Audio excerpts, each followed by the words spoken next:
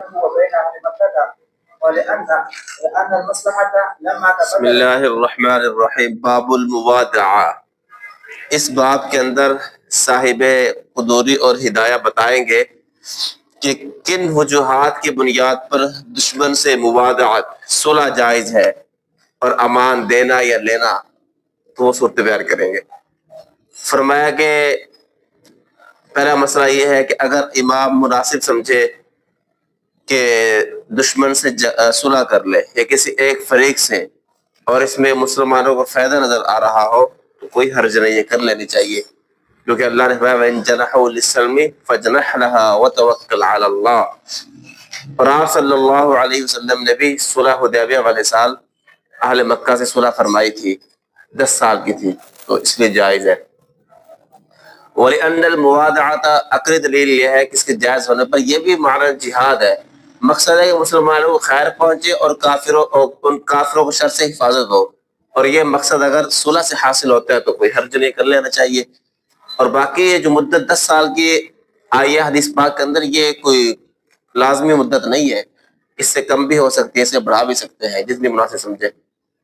ہاں اگر صلح کرنے میں خیر نہ ہو پھر صلح کر لے تو یہ پھر ترک جہاد ہے، صورتاً بھی اور معنن بھی، ایسا نہیں کرنا چاہیے۔ ہاں مقصد حاصل ہو تو پھر تو ٹھیک ہے۔ وَإِن صَالَحَهُ مُدَّةً، صلح کر لی ایک مدت کے لیے، مثال کے طور پر 5 سال کی صلح ہو گئی، لیکن 8 سال گزرا، پھر دیکھا کہ نہیں اب صلح کو توڑنا بہتر ہے، تو پھر توڑ بھی سکتے ہیں، لیکن اس کے لیے لازمی ہوگا کہ ان کو خبر پہنچائے اور ان کو بتائے کہ ہم صلح توڑ رہے ہیں، اور خبر دینے کے بعد اتنی دیر ٹھہرے کہ یقین ہو جائے کہ ان کے سردار نے، ان کے امیر لشکر نے اپنی سارے لشکر کو خبر کر دی ہوگی، اس کے بعد پھر آپ حملہ کر سکتے ہیں، کیونکہ حضور صلی اللہ علیہ وسلم نے بھی اہل مکہ کے ساتھ جو صلح ہوئی تھی اس میں بھی آپ نے صلح توڑ دی تھی بعد میں، اور لیکن خبر پہنچائی تھی، کیونکہ جب عقلی دلیل یہ ہے کہ جب مسئلہ تبدیل ہو جائے، مصلحت اس چیز کے اندر ہو کہ جہاد کرنا بہتر ہے، تو پھر اس صلح کو توڑنا لازمی ہے تاکہ ترک جہاد لازم نہ آئے،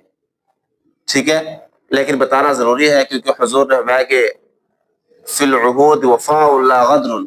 عہدوں میں وفا کرے، دھوکہ نہ کرے، اگر توڑنا ہے تو ان کو خبر دے تاکہ دھوکہ دہی نہ ہو۔ باقی آگے میں بتا چکا کہ مدت جتنی مناسب لگی اتنی رکھے، 10 سال لازمی نہیں ہے، جیسے حدیث پاک میں آیا ہے۔ وَإِن بَدَوْا بِخِيَانَةٍ، لیکن ایسا ہوا کہ جنگ بندی ہو گئی تھی، صلح ہو گئی تھی، لیکن اس کے بعد دشمن نے خیانت کر دی، اس نے حملہ کر دیا اور خبر نہیں دی، اور یہ سارا ان کے اتفاق کے ساتھ تھا، ماں ہمیں ملی بھگت سے ایسا کیا انہوں نے، تو پھر وہ گویا کہ عہد کو توڑ رہے ہیں، لہٰذا اب ہمیں ان کو بتانے کی ضرورت نہیں ہے کہ ہم بھی توڑ رہے ہیں، بس ہم بھی اب ڈائریکٹ حملہ کر دیں گے ان پر۔ ہاں اگر ان کی جمعیت نے خیانت نہیں کی بلکہ ایک مخصوص جماعت نے خیانت کر لی، جن کی کوئی ویلیو ہی نہیں ہے، یا ویلیو ہے لیکن وہ ایسی جماعت ہے جو جمعیت سے کٹی ہوئی ہے، تو ان کی وجہ سے عہد توڑنا نہیں ہو پایا جائے گا، تو جب تک کہ ان کے حاکم، ان کے امیر کی طرف سے اس کی کنفرم ہمیں خبر نہ ملے کہ ان کا امیر بھی شامل ہے اس کے اندر۔ اگر ان کا امیر کے شامل ہونے کی خبر مل گئی تو پھر گویا کہ سب کے رضامندی ہے۔ اگر پتہ چلا کہ ایک خاص لشکر نے حملہ کیا ہے لیکن اوپر سے آرڈر نہیں ہوئے تھے ان کو، تو پھر یہ نقض عہد نہیں ہوگا، اس صورت میں ہمیں حملہ کرنے کی اجازت سر عام نہیں ہوگی، اس کا تو ہم ہاتھ روکیں گے، لیکن بالکل یہ سب پر حملہ ہم نہیں کر سکیں گے جب تک کہ اوپر سے ان کی طرف سے عہد کا توڑنا نہ پایا جائے۔ وَإِذَا رَأَى الْإِمَامُ،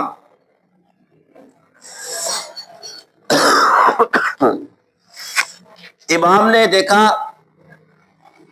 کہ اہل حرم سے صلح بہتر ہے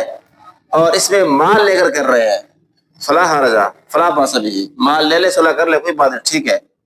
کیونکہ جب مال کے بغیر صلح جائز ہے تو مال کے ساتھ طریقے ہونا جائز ہوگی، لیکن مال میں یہ ضروری ہے کہ مال کی ضرورت ہو، اگر مال کی ضرورت نہیں ہے پھر مال پر صلح نہ کریں،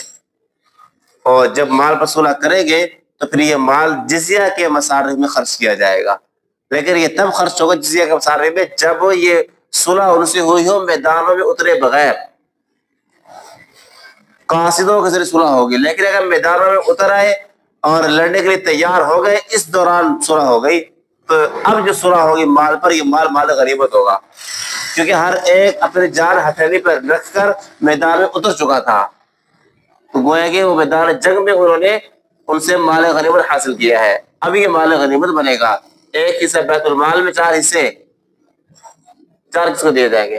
مجاہدین کو، ٹھیک ہے۔ وَأَمَّا الْمُرْتَدُّونَ، فرمایا کہ اگر مرتد لوگ ہیں ان سے مال نہیں لیا جائے گا، ہاں ان کو چھوڑ دی جا سکتی ہے، وہ کہ ہمیں چھوٹ دے تو صلح کرو تھوڑی دیر کے لیے، چند دنوں کے لیے، چند مہینوں کے لیے، تو صلح کر لیں ان کے ساتھ، کیونکہ صلح کرنے میں یہ فائدہ ہوگا کہ کچھ دن مل جائے گا ان کو، ہو سکتا ہے وہ اسلام کے بارے میں سوچو بچار کریں اور اسلام لیں، تو اسلام کی طمع میں ان کو ہم مہلت دے دیں گے، لیکن مال نہیں لینا ہے ان سے، کیونکہ آپ پیچھے پڑ چکے ہیں مرتد سے مال نہیں لیا جائے گا، قتال یا اسلام، اور اگر مال لے لیا تو واپس کرنا بھی لازم نہیں ہے، کیونکہ ان کا مال محفوظ نہیں ہے، ٹھیک ہے۔ وَلَوْ حَاصَرَ الْعُدُوَّ، کچھ ایسا ہوا کہ دشمنوں نے مسلمانوں کو گھیرا تنگ کر دیا اور انہوں نے مسلمانوں سے کہا ہمیں مال دو، ہم تمہیں چھوڑ دیں گے،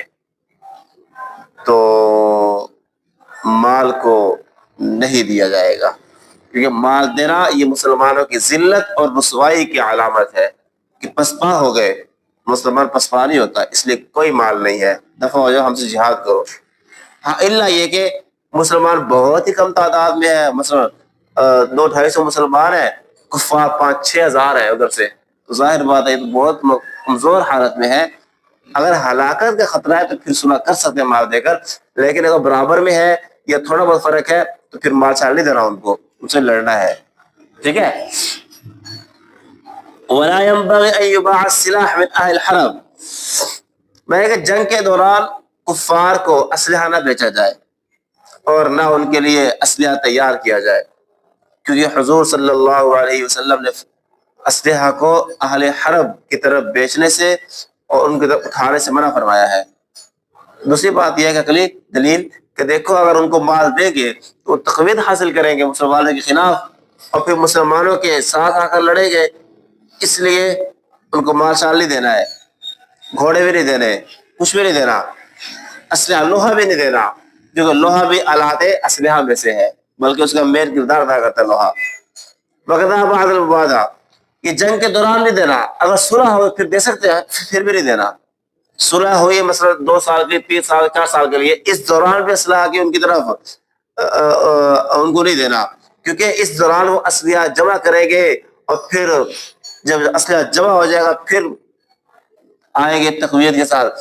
یا ہو سکتا ہے کہ درمیان میں یہ معاہدہ ٹوٹ جائے، وہ عہد شکنی کر دے یا ہمیں توڑنا پڑ جائے، پھر کیا بنے گا؟ اس لیے مدت کے صلح کے دوران بھی ان کو اسلحہ کی فراہمی نہیں کرنی ہے،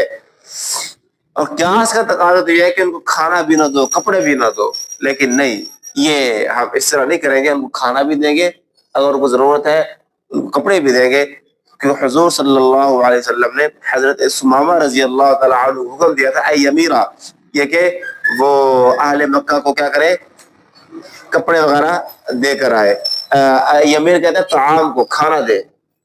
تو وہ اہل جنگ میں سے تھے، اس کے باوجود حضور نے کھانا دلوایا ہے، اس لیے کھانا یا کپڑے اگر دینے پڑ جائے تو وہ ہم دے دیں گے، البتہ اسلحہ وغیرہ نہیں دیں گے۔ فصل، اس فصل میں امان کے احکام ذکر کریں گے کہ کون امان دے سکتا ہے کافروں کو اور کیسے دے سکتا ہے۔ فرمایا کہ ایک آزاد آدمی یا آزاد عورت وہ کافر کو یا کافر کی جماعت کو یا قلعہ میں بند لوگوں کو یا شہر میں موجود کفار کو امان دے سکتے ہیں، اگر امان دے دی تو پھر سب مسلمانوں پر لازم ہو جائے گا اب ان سے قتال نہ کرے، کیونکہ حضور صلی اللہ علیہ وسلم نے فرمایا کہ ان کی خون برابر ہے اور ان کو ادنا بھی ان کو وہ دے سکتا ہے، امان دے سکتا ہے، اس لیے امان ہو جائے گی۔ وَلِأَنَّهُ سے عقلی دلیل دی کہ ہر مسلمان مرد آزاد اور عورت کیوں امان دے سکتی ہے، اس لیے کہ دیکھو ہر ایک اہل قتال میں سے ہے، ہر ایک مسلمان سے کافر خوف کھاتا ہے، تو جو خوف کی جگہ ہے وہ امن کی جگہ بھی بن سکتا ہے، جو خوف کی علامت ہے وہ امن کی علامت بھی ہو سکتا ہے، اس لیے سب امان دے تو امان متحقق ہو جائے گی، جب ایک امان دے گا تو سب کی طرف یہ امان متعدی ہو جائے گی، کیونکہ امان جو ہے وَلِأَنَّ سَبَبَهُ سے دوسری عقل دلیل دی، امان کا سبب ایمان ہے اور ایمان ہر ایک میں برابر ہے، اس لیے جو بھی ایمان والا ہے وہ اس کو کیا ہے امان، ایمان والا اس کو امان دے سکتا ہے، اور پھر جب ایک امان دے گا تو پھر اس کی امان سب کی طرف سرایت کر جائے گی، اللہ ان یکون، ہاں امان دے دی لیکن حاکم وقت امیر لشکر نے دیکھا یہ امان غلط دی گئی ہے، اب کیا کریں، تو فوراً امیر وقت امیر لشکر ان کی طرف خبر پہنچا دی، بھائی یہ امان ہم قبول نہیں کر رہے، امان واپس کرو ہماری، یہ خبر دینے کے بعد پھر اس کی امان ختم ہو جائے گی، ٹھیک ہے، جس پہلے گزرا آپ نے پڑھا۔ بولے محاصرہ امام، امام نے ایک قلعے کا محاصرہ کیا، پھر کیا ہوا، کسی ایک نے لشکر میں سے امان دے دی، حالانکہ اس میں دیکھا جا رہا تھا کہ صراحتاً یہ امان غلط دی گئی ہے، نقصان میں ہے، یہاں وہی بات ہے، امام ان کو کیا ہے خبر دے، بھائی امان ہم آپ سے لے رہے ہیں لہذا جنگ کے تیار ہو جاؤ، اور جس نے امان دی ہے اس کے بعد ہم بھی کریں کہ آپ نے کیا حرکت کی ہے، ہم سے پوچھتے، ہمیں مشورہ کرتے، یہ غلط کیا آپ نے، لیکن امان ہو جائے گی، ادب سکھلائیں گے اس کو، اندر ایسا حرکت نہیں کرنی ہے، ہاں اگر اس نے امان صحیح دی ہے پھر امام اس کو ادب بھی نہیں سکھلائے گا، تعدیب بھی نہیں کرے گا، زیر و توبیخ بھی نہیں کرے گا، کیونکہ اس نے سمجھا کہ اگر امان میں کچھ تخفیف دیر ہو گئی تو نقصان ہو جائے گا، اس لیے اس نے فی الفور امان دے دی تاکہ نقصان نہ ہو،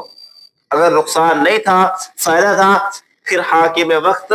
امیر لشکر جو ہے ادب بھی نہیں سکھلائے گا، یعنی اس کو زجر و توبیخ بھی نہیں کرے گا، اگر غلط امان دی ہے تو پھر زجر و توبیخ کر سکتا ہے۔ ولا يجوز ذمی ہمارے ملک میں رہ رہے ہیں وہ کافروں کو امان نہیں دے سکتے کیونکہ یہ متہم ہے، شک پڑے گا اپنے کافروں پر، کیا کر رہے ہیں یہ ان کو وہ چھوٹ دے رہے ہیں، اور دوسری بات یہ ہے یہ تو ولایت مسلمانوں کو ہے ایمان کی وجہ سے، اور ذمے میں ایمان نہیں ہوتا ہے۔ قال ولا اسیر ولا تاجر، اور فرمایا کہ اسیر ہمارا قیدی جو ان کے پاس ہے یا ہمارے تاجر ان کے پاس گئے ہوئے ہیں،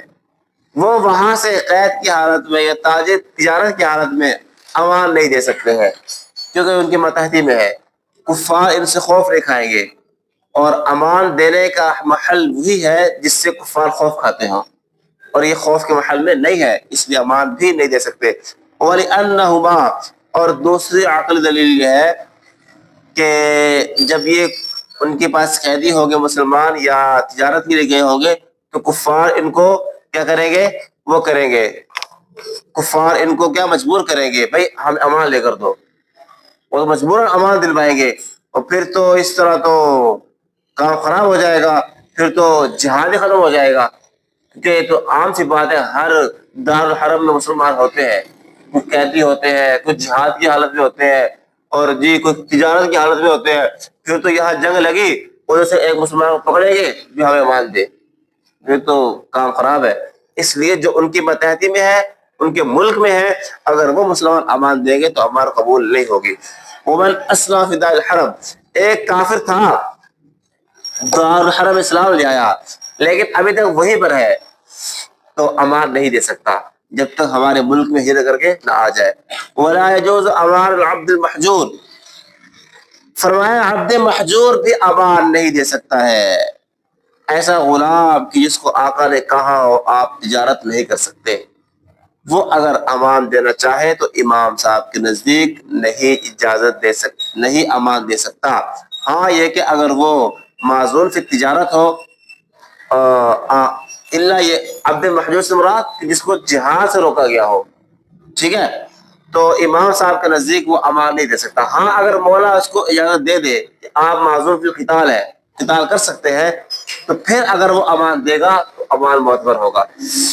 لیکن امام محمد رحمہ اللہ فرماتے ہیں چاہے وہ معذور ہو چاہے محجور ہو، دونوں صورتوں میں اگر وہ امان دے گا تو امان معتبر ہوگا. یہی مذہب امام شافعی کا ہے، امام ابو یوسف کا ہے، اور امام ابو حنیفہ کی ایک روایت بھی ہے. امام محمد کی دلیل یہ ہے کہ حضور صلی اللہ علیہ وسلم نے فرمایا امان العبد امان، غلام کی امان بھی امان ہوتی ہے، لہذا اس کی امان معتبر ہوگی. وَلِأَنَّهُ مُؤْمِرٌ مُمْتَنِعٌ، اور دوسری عقلی دلیل یہ ہے امام محمد کی، جیسے عبد معذور کو اجازت ہے کہ امان دے سکتا ہے، تو معذور ہونے سے پہلے بھی اگر وہ امان دینا چاہے تو دے سکتا ہے. قیاس کرتے ہیں معذور پر. اور دوسری دلیل امام محمد کی عقلی بالمؤبد من الایمان سے، امان سے،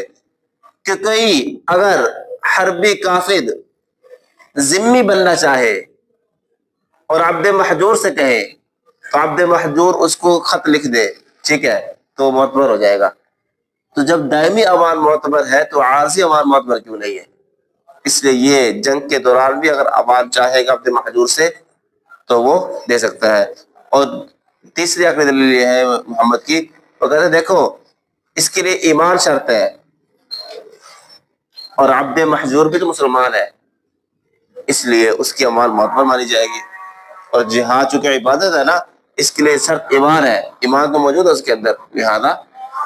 ٹھیک ہے کرنا چاہیے، دے سکتا ہے. اور دوسری بات یہ ہے، چوتھی دلیل یہ ہے، وہ کہتے ہیں دیکھو اس میں مسلمانوں کے دین کو بلندی حاصل ہوگی، اور مسلمانوں کی مصلحت کی وجہ سے وہ امان دے رہا ہوگا، اس لیے مسلمانوں کا فائدہ ہوگا تو امان دیا اس نے، اس لیے اس کے امان کو معتبر مانا جائے گا. ٹھیک ہے. وَإِنَّمَا لَا يَمْلِكُ الْمُسَابَقَةَ، اور امام محمد کی آخری دلیل یہ ہے، وہ کہتے ہیں دیکھو اس کو جو مسابقہ جنگ کی اجازت نہیں ہے وہ اس لیے ہے تاکہ مولا کا فائدہ معطل نہ ہو جائے. مولا کی خدمت کون کرے گا؟ لیکن کسی کو امان دینے میں تو مولا کا حق فاصل نہیں ہوتا، اس لیے جنگ کی اجازت نہیں ہے مولا کے حق کی وجہ سے، لیکن امان کی اجازت ہوگی کیونکہ اس میں کسی کا حق، کسی کا نفع فوت نہیں ہو رہا. ولی ابی حنیفہ، امام صاحب کی دلیل یہ ہے، امام صاحب فرماتے دیکھو محجور علی القتال جو ہے نا یہ امان نہیں دے سکتا ہے. یہ کہا نا، ان کی دلیل یہ ہے، وہ کہتے دیکھو امان کے لیے ہم نے کہا پہلے شرط یہ ہے کہ وہ خوف کی جگہ ہو، اس سے دشمن خوف کھائے، اور جب یہ عبد محجور ہے اس سے خوف ہی نہیں کھائے گا دشمن، جب خوف نہیں کھائے گا تو امان دینے کا بھی اہل نہیں ہوگا. باقی قیاس کیا امام محمد نے عبد معذور پر، بھائی عبد معذور سے تو خوف کھائے گا، وہ اس کو پتہ ہے یہ مجھے مارے گا، تو عبد معذور خوف کی جگہ پر ہے تو وہ امن کی جگہ بھی آ سکتا ہے، اس لیے عبد معذور پہ قیاس نہیں کرو. وَلِأَنَّهُ سے امام محمد نے ایک اور دلیل پیش کی تھی، بھائی جنگ میں یہ اس لیے نہیں آ سکتا ہے کہ مولا کا حق فوت ہوتا ہے، بات کرنے میں کیا حرج ہے، اس لیے امان دے سکتا ہے. ہم نے کہا اس میں بھی نقصان ہے، اس لیے کہ عبد محجور ہے، اس کو صرف اتنا پتہ ہے کہ میں نے خدمت کرنی ہے، اس کو باہر کے معاملات کا کچھ پتہ نہیں ہے.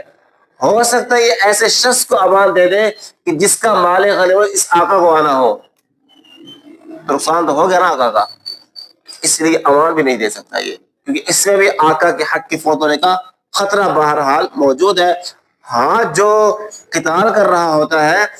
اس میں بھی اگرچہ خطا کا احتمال ہوتا ہے، لیکن وہ حالات کو سامنے سے دیکھ رہا ہوتا ہے، لوگوں سے مل جل گیا ہوتا ہے، اور اس کو پتہ ہوتا ہے کہ میں نے کس کو امان دینی کس کو نہیں دینی، تو وہ اتنا خطرہ نہیں ہے اس کے لیے. وہ امان ایسے شخص کو دے کہ جس میں ہمارا نقصان ہو جائے، وہ سوچے سمجھے گا پہلے. لیکن جو عبد محجور ہے اس کو کچھ پتہ نہیں ہے، وہ غلطی کرے گا، اس لیے اس کو اجازت نہیں ہے، عبد معذور کو اجازت ہے. بخلاف المؤبد، اور امام محمد نے قیاس کیا تھا امان مؤبد پر کہ کوئی دائمی امان مانگنا چاہے، ہم نے کہا اس پر بھی قیاس نہ کرو، اس لیے کہ یہ امان تو اسلام کو دعوت دینا ہے کہ چلو ٹھیک ہے آپ کو امان دیں گے، آپ ہمارے پاس رہو گے، ہمارے حالات دیکھو گے، ہو سکتا ہے اللہ آپ کو ایمان کی طاقت دے دے، ایمان کی آپ کو اللہ آپ کو ہمت دے دے اور اللہ آپ سے ایمان کو ممکن بنا دے، آپ کے لیے توفیق دے دے.